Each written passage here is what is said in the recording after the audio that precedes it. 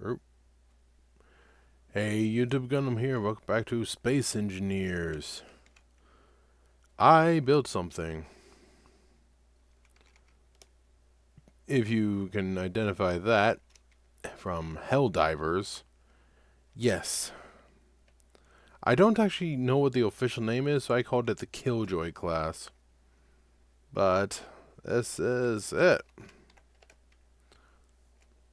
So this is a primary hydrogen ship that is tiny. I mean, comparing it to the Eclipse class Corvette, which is already a relatively small ship, which, of course, because some mods are missing, some stuff's missing. You have a door to get in, which that's where they put the jump drive. Now, this thing is a fraction of the size of that. It just has 3 rooms, whereas technically this has 3 rooms, but this, you have this massive cockpit here, followed by a separate room in here for some stuff that's medical. This is the jump drive and hangar. Back here is the engineering. So, you know, this isn't. And that run. I just realized I forgot a couple of critical things. Because, of course, after I began recording, I now remember the refinery and the assembler that I forgot a minute ago. Luckily, these are both relatively small, but because that one's a little bit bigger. Yeah, oh, I didn't forget anything this time, right? Oh, just the assembler and the refinery. Let me not put symmetry on. I want you here. Let's reverse it and pull it this way. Like that, so you can access it. Let's put a double assembler on this side. Like that. There we go. Okay. So, yes. This is the Killjoy class Planetary Assault Destroyer. It has a ton of atmospheric thrusters around the ship, a massive bank of them here. This is what's required in order to have the atmospheric engines allow it to have them alone be the downward thrust. Remember that. So yeah, that's just this enormous bank there and a large bank there in order to turn off the hydrogen, which is useful. There's not much to it. There's these 2 large dual 300mm cannons. There's up front 2 rocket launcher turrets, 2 Bofors cannons, and then, well, it's supposed to be there's those 2 Vulcans, but in total it has 12 Vulcans. These 2 guarding the hangar here, those 2 guarding the front there, 1 on the other side here, and then a large array of 6 on the top here. Shooter in the back there, antenna there, another antenna up front. Solar panel there just for a little additional power. The thing is small, okay? Very, very small overall, and that's kind of the point. It does have a massive amount of forward thrust, though. A handful of ion engines here and there. But this gargantuan blister of forward thrust, so it can shift. Some decoys hiding here, so this area is going to be the first blasted off, which is good. That's not that vital of an area. Hiding inside O2H2 generators somewhere, some other stuff. There's only actually one way into the ship from here. The other side has something else sealed off. You'll see why inside in a minute. But actually has a pretty big hangar. It's 5 wide and 6 across that way versus this, which its hangar is 3 wide and 4 across. So, you know, 5x6 instead of a 3x4. Good landing gear as well. And yeah. Now, let me spawn my character, and of course I forgot my jetpack on. Let's take a look at the inside. Enter in from here. None of the sensors exist on this one, so you don't forget to hit buttons. There are some lights around, but it's not much. the first thing you have when you get in is battery, one of the azimuth reactors, cargo, and one of the assemblers. Obviously, the jump drive, followed by the gravity generator and a maintenance pit where you can access a lot of cargo containers and one of the gyroscopes.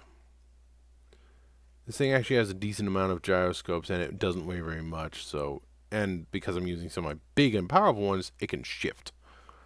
Coming all the way to the other side, the other azimuth reactor, the refinery that I just put in, cryo is over here, which is why that doesn't have a door here.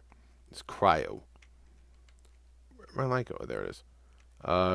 More cargo and batteries. And then leads to the next section, which is the hangar and some crew zones. Shower, toilet, armory. The other side has a kitchen, cafe, another armory. Large hangar. Connector and landing gear. Some cargo units here and there. Full buttons for everything. Yep.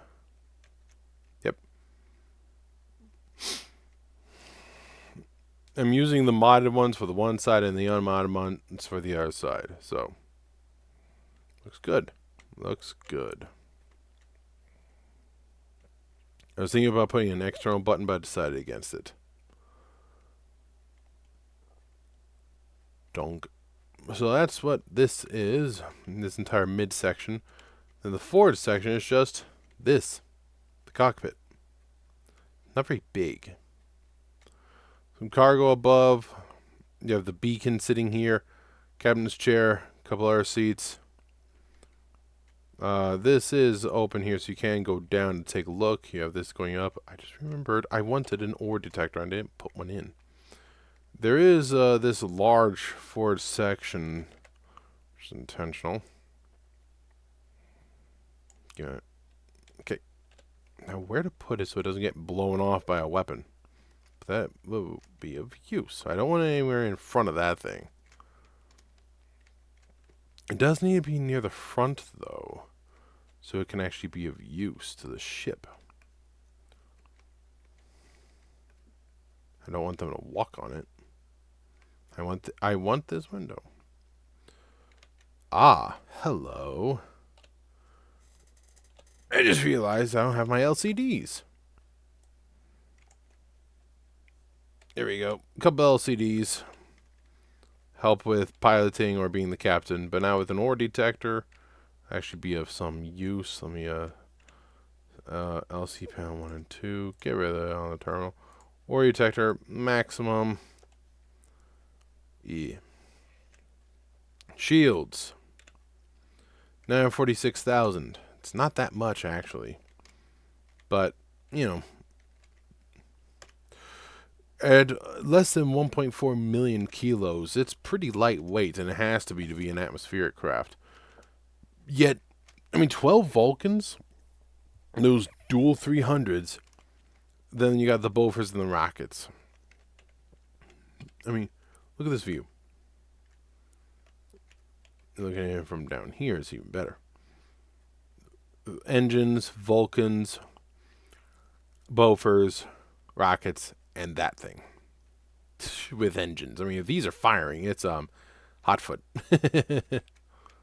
But from here, air, being all that good stuff. Easy to access the various things from around. Yeah.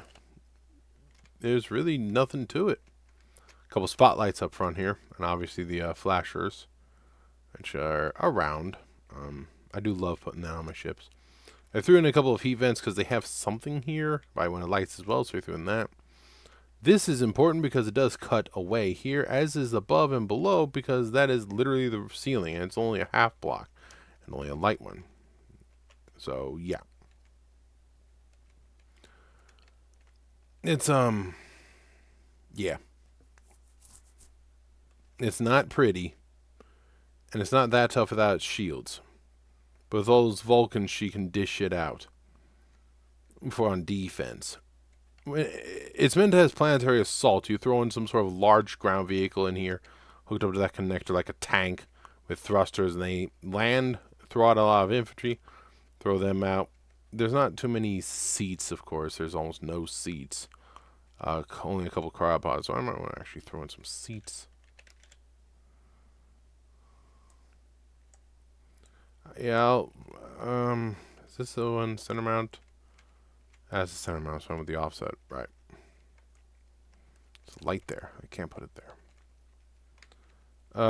I'll figure out where to put a couple of seats here and there. Or can I? Is there even any room?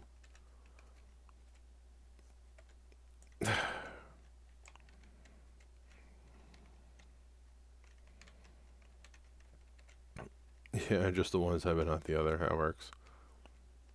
I mean, it's better than nothing, I suppose, but not there. There's just no room on this ship unless I stick. Oh.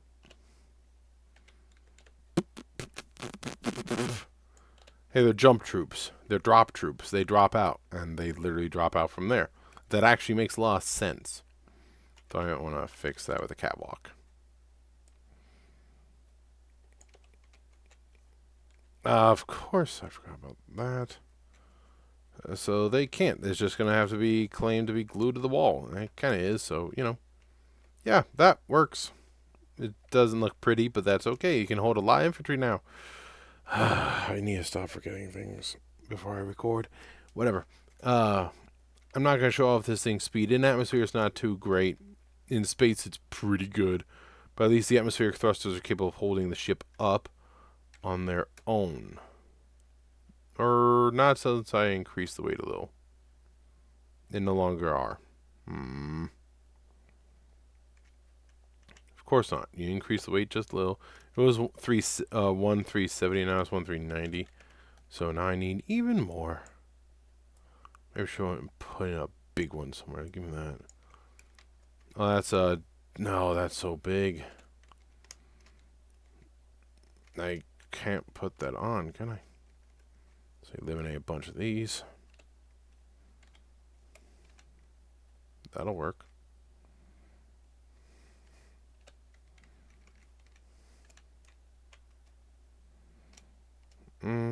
This one instead. It won't look pretty, but it's function over form. That thing will help a lot. I'm still actually going down, but not very much. It did help, but it wasn't enough. So I need a second one somewhere.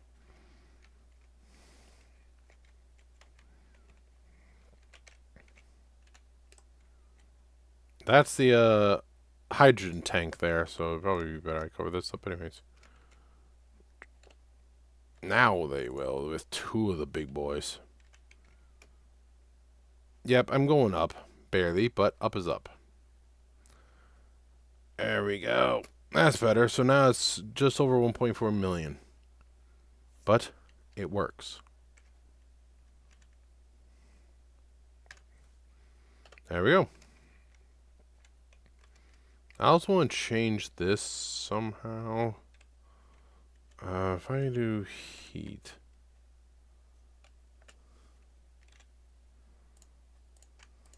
I believe.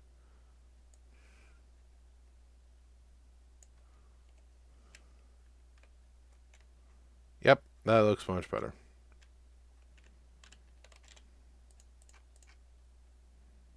Dunk.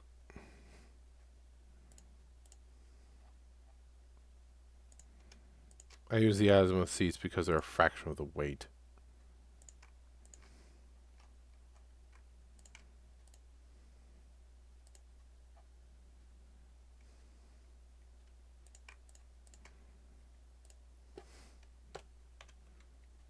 That looks much better. Yeah, it glows. Or heat. Though I think 6% is too high. You know, if this ship has any sort of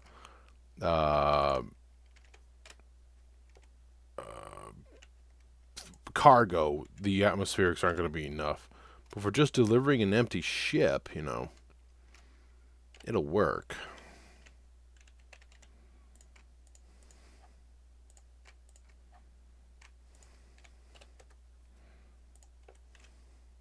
There we go. That seems much better. If for delivering an empty ship, it'll work. Basic cargo, yeah. Otherwise, you do this. Yep. There we go. Alright, alright. Enough's enough. So, Killjoy class. I'll go ahead and upload this. And, yeah. Those two big things. That really did help. Though it increased the weight, it reduced the number of blocks considerably. So, yeah. I didn't really show it off in the cargo bay. My apologies. But in here, there's the great big honking cargo... hydrogen tank there. And then you have all this stuff. So, one engineering seat so you can kind of reach to repair. It's because that's situated, like, right underneath this. Right here, you know. Somebody hits this area right by the shield generator, they'll blow the whole ship. But I mean, that's the shield generator as well, and directly underneath it is that. So yeah, they just So yeah, the decoys will help, and then hopefully they'll shoot the front. We'll see. That's all. I'm out. See ya. Thank you. Bye.